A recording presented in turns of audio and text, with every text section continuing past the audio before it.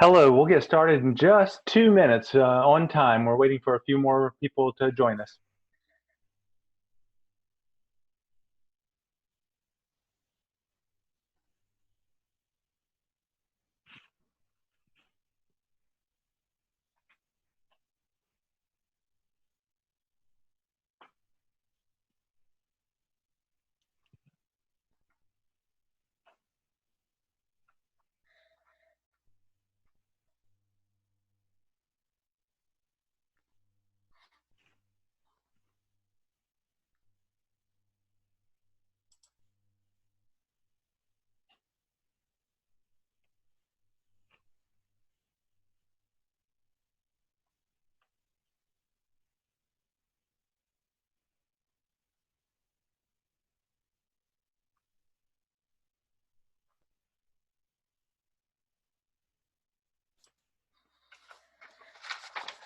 It's 2 o'clock. We're going to go ahead and get started. Welcome. I am Jeff Dillon, Customer Relationship Manager for Cognizant Softvision. I have a long career in supply chain, working for manufacturers, um, certainly direct-to-consumer retailers, electrical distributors. I've had a broad experience with the different challenges that might be brought to the supply chain. Spent time in merchandising, product selection, assortment creation. So we're excited to share today some of our experiences in managing vendors. Stuart? Hey, thanks, Jeff. I'm Stuart Greengard. I'm product consultant with Cognizant Softvision. Been working in consulting for the past 8 years. Prior to that, I was primarily in inventory management for catalog and retail companies. So thanks, Stuart. And today, again, Stuart and I will just be discussing with each other and yourselves the key elements of managing the vendor relationship. A little housekeeping, Stuart. Yeah, there's some housekeeping. We are muting everyone to reduce feedback. So if you do have questions, there is a Q&A window that you could enter the question in. And we'll also have a Q&A at the end of the webinar.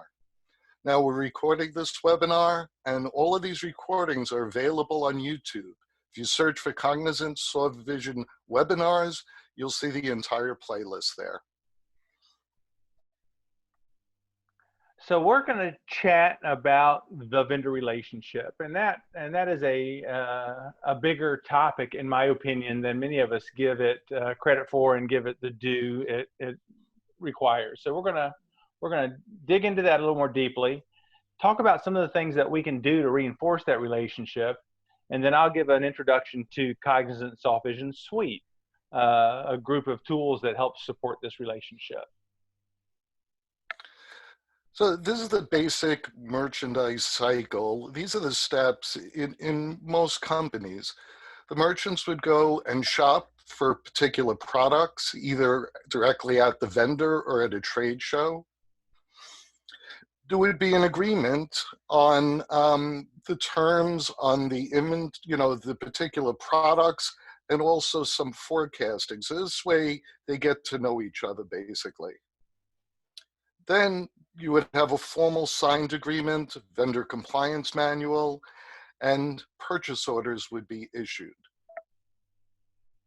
Then once the receipts come in, that would go through a QA process and then go to invoicing. So there's a large number of departments that are involved in that process and in this entire process.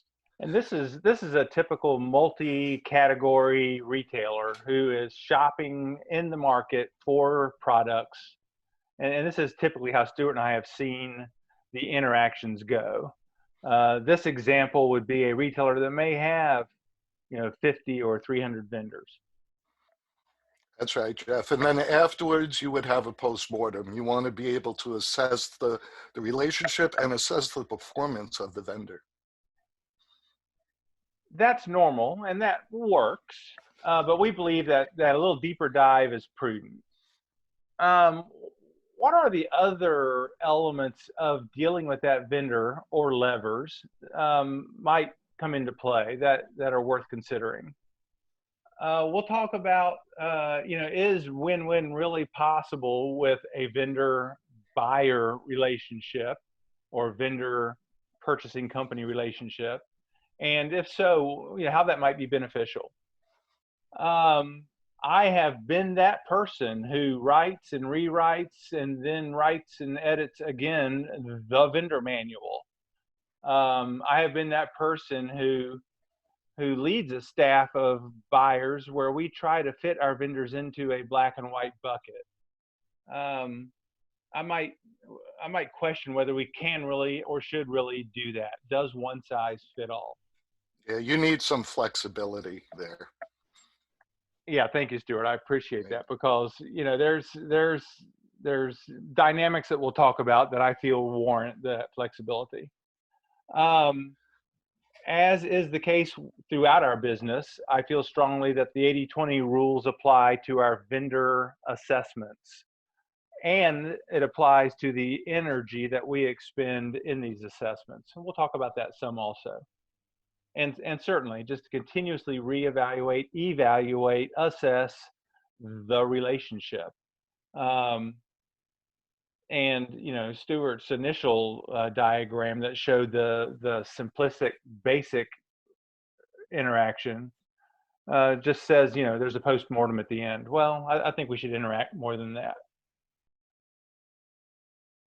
I think the first That's real, definitely true. thank you, Stuart. The first real consideration I feel is grouping your vendors by the type of product they supply to you. I feel strongly that that will drive where you go and how you manage them. For instance, if it's a consumer products company, one of the massive consumer products company that is on every single shelf in every grocery store, mass merchant, etc., it's more likely that they're going to call the shots. They are going to drive the relationship more than you, especially if you are not of their size. That's not bad, but and there's pros and cons to that, but that will shape how you deal with that vendor differently than how you deal with a fashion apparel cut and sew house where you're doing all the specs, you're specing the fabric, and you actually have options of who accomplishes the cut and sew for you. I believe there are business elements to the relationship that should be very well understood, because understanding them will help you better maximize that vendor and determine if they're the right vendor for you. Um, for instance, their cash flow. Don't let their issue become yours. Make sure you understand if they have issues and how perhaps you can support them while mitigating risk to help buy raw materials, perhaps. But these kinds of probing, sharing information, especially if you detect an issue, are what can help build a relationship.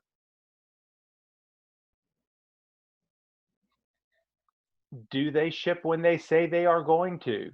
The quantities that they say they are going to, at the price they agreed to, of the quality and packaging that was agreed to. Wow, that sounds simple and basic. Everybody does that, right? Well, they don't, Stuart, do they? But we need tools in place to memorialize those agreements and then double check and Right. validate to those agreements. Yeah.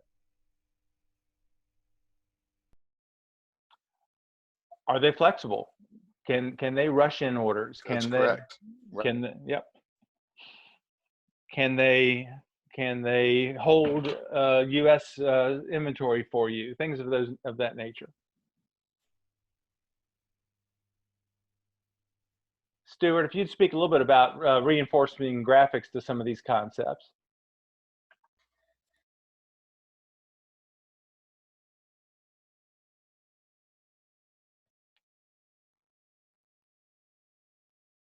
There's different cause and effects. A product like One of us is cutting out. Can someone Follow please? their rules.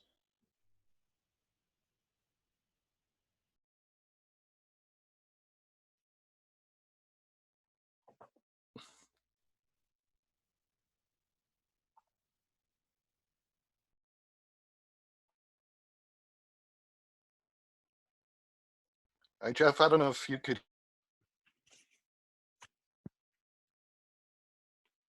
You're cutting out, Stuart, but I don't know if it's you or me. So go ahead and proceed hear with your me. go ahead and proceed with your presentation, please.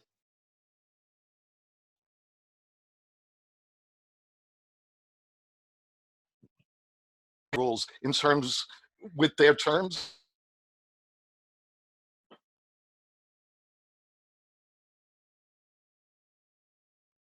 Next slide, Jeff.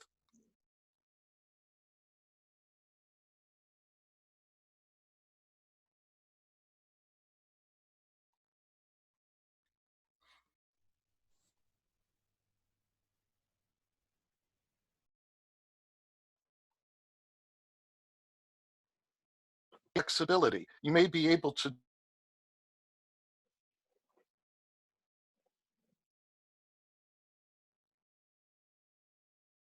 also be able to have more of a say in the purchase orders and you're ordering. So that is a win-win situation.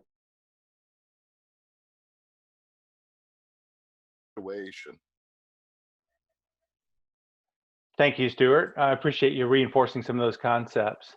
I'm having a little bit of audio issues here, folks, so hang in there for me, please. Thank you.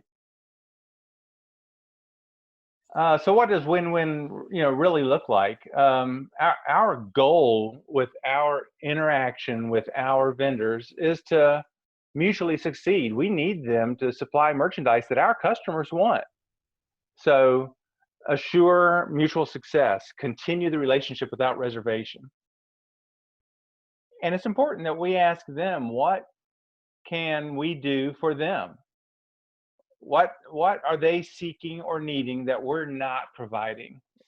Is that forecasts? Is that more POs sooner?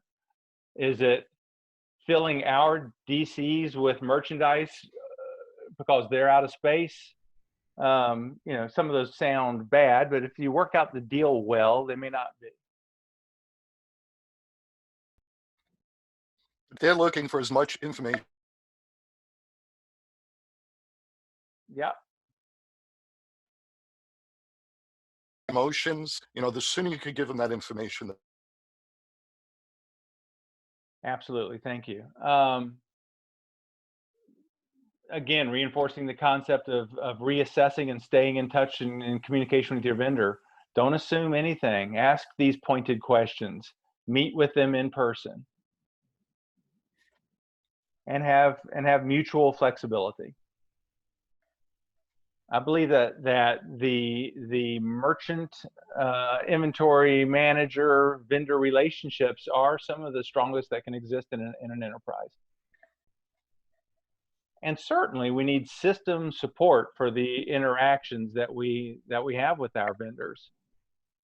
We need to be able to memorialize the deal we strike with them. We need to be able to issue POs to the MOQs that we've agreed on. We need to be able to supply demand forecast and intelligence to them.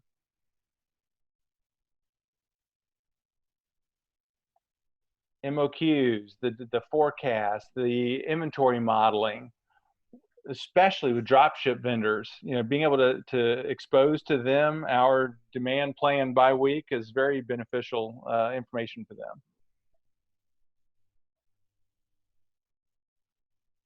And then certainly in-season reaction. How is the plan going now that it is in play and my customers are voting on their products?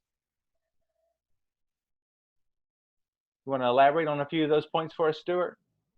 Sure, thanks, Jeff.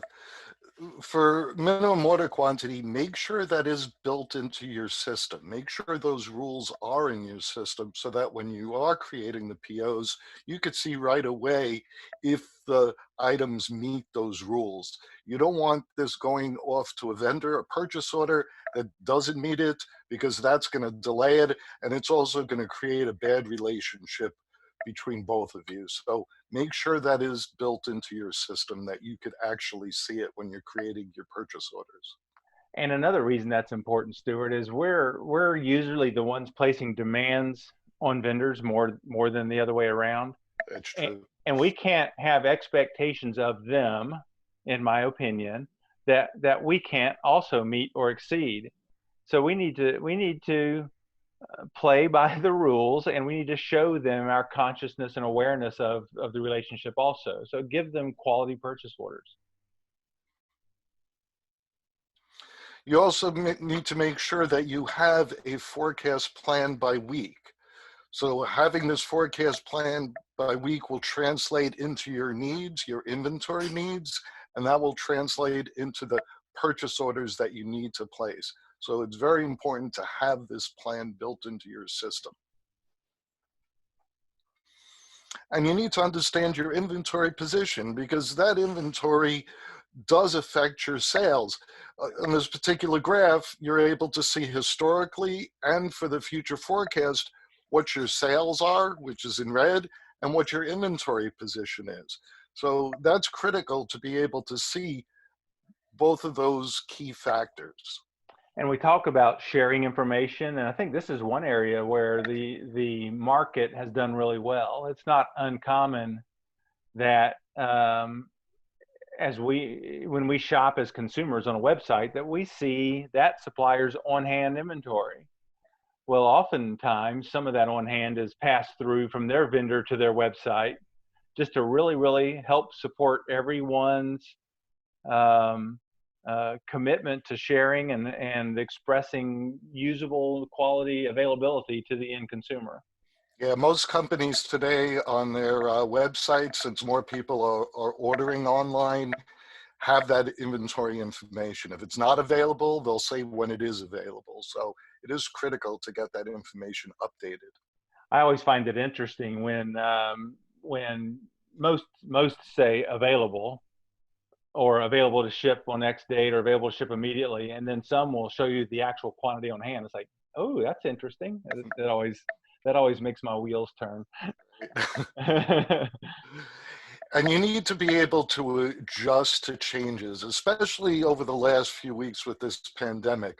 A lot of the actual sales are varied and are different from your preseason forecast. So you need to be able to react, to look at what your forecast is and what it's currently projecting based on current sales, and make those adjustments in the system. And we'll have a session someday on forecast accuracy.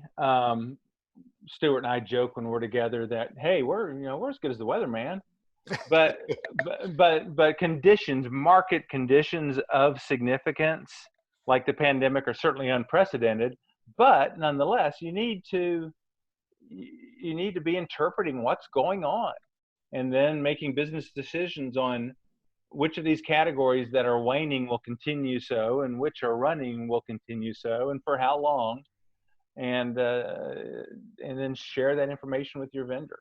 Especially today, vendors need that information as soon as possible. Absolutely. That they could plan. And here's just another table that would show the difference between your forecast and projection, just another way of looking at and then making those changes. And this begins to support my 80-20 rule also, Stuart. This one is 19.79% variant. We would certainly look at the biggest swings first and then take it from there, right? Right. But before then, the one size fits all concept, just reinforcing that the product that vendor offers may warrant either a different manual or subsections of the manual and the relationship to really maximize the relationship. Don't go to Procter & Gamble or Pepsi Cola and tell them that you're going to get net 90 terms. but that probably won't go well. Um, so think about what are the levers with a CPG vendor that might help me maximize my position while satisfying theirs. A hard goods vendor, logistics and packaging might be a bigger headache and cost than the product. The product's great. She loves that chair, but getting that chair from that factory into my DC and into her living room, well, is a different relationship with that vendor, and opportunity for a lot of costs suck in that game. And Jeff, that's where you start to look at drop ship rather than shipping it to your warehouse, whether that makes sense or not, in satisfying your customers and also financial sense. Absolutely, and if I can pass that chair through one less DC, someone is saving costs. So how do we share that and maximize that, across the supply chain? Apparel has a whole nother vocabulary, subset of issues. Usually, stocking it in the DC is not one of them, but sizing and quality and returns. How do we assure that all of that is dialed in really, really well, and that you're partnering with your vendor to accomplish as few returns as possible on apparel while enjoying that great margin.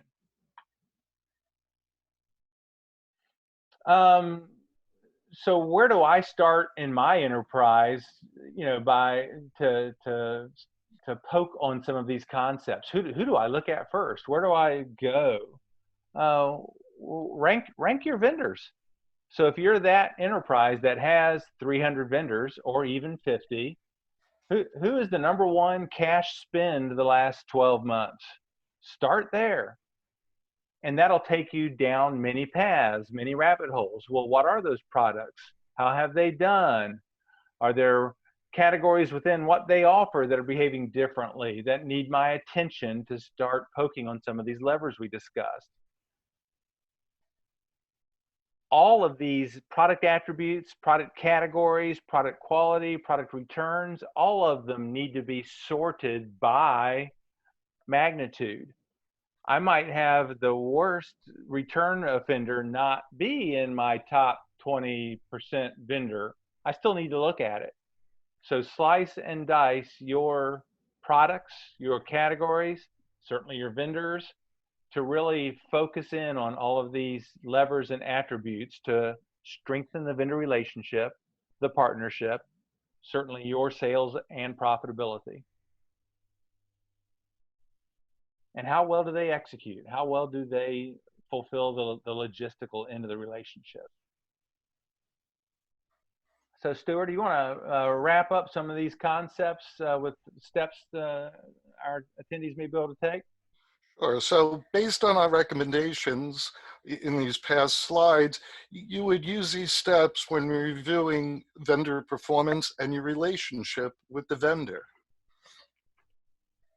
You need to always assess the relationship. You need to be able to speak to people within the company to see how the vendor is performing, speak to the warehouse, speak to inventory, also speak to finance, speak to all different departments, and continuously look at the performance of the vendor itself, themselves. How are they doing?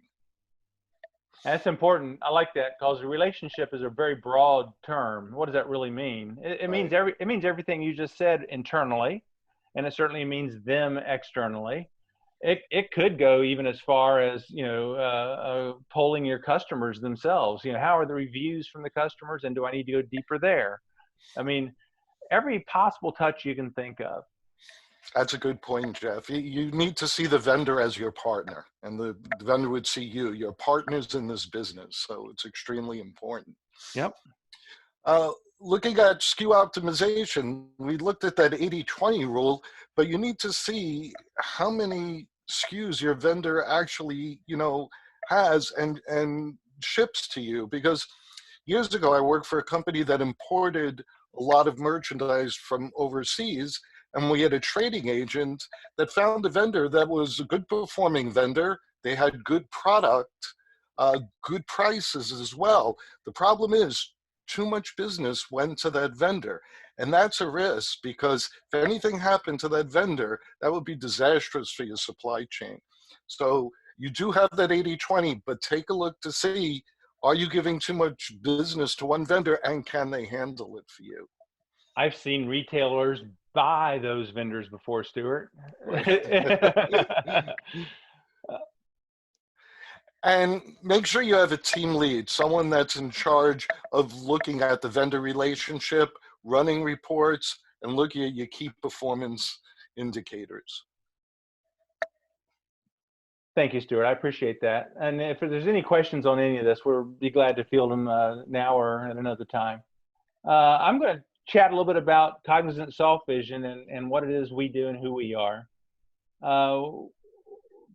Since the mid-90s, we've been providing a comprehensive multi-channel planning solution for the diverse retail community. Sorry, guys, you have to listen to me read this. We use the latest technologies and methods to enable our clients to have the right product in the right place at the right time. It's a little cliche, but I want to repeat that last part because I feel strongly about that.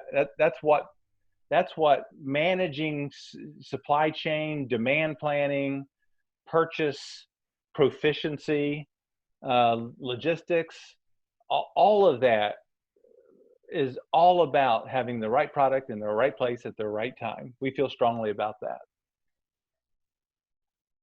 We handle the full lifespan of assortment planning, demand planning, and the steps towards that end goal.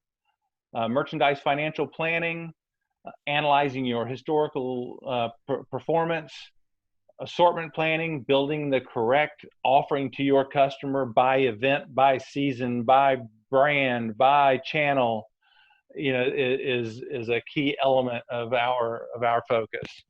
All of that leads to an inventory model to execute agile merchandising strategies.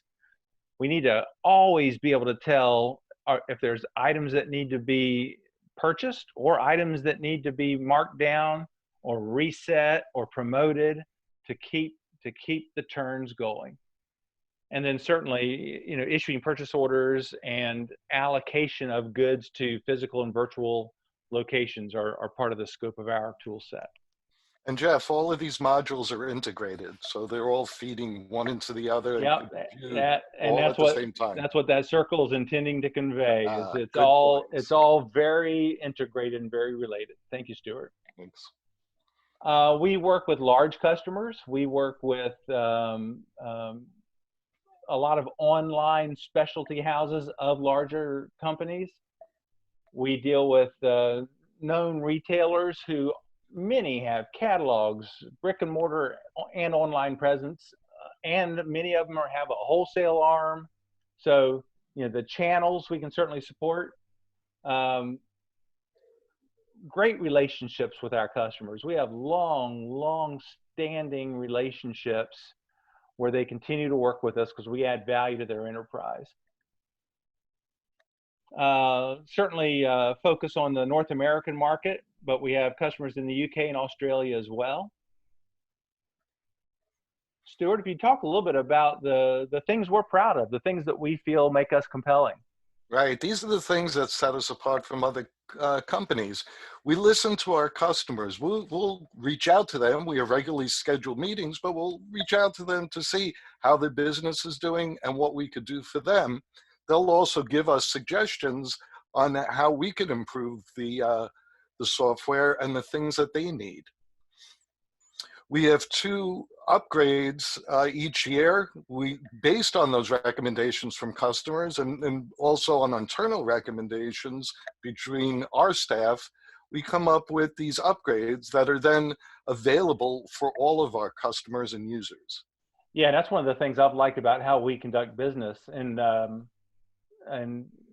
for everyone's benefit, Stuart and I actually used to work for companies that were customers and users of our tool set.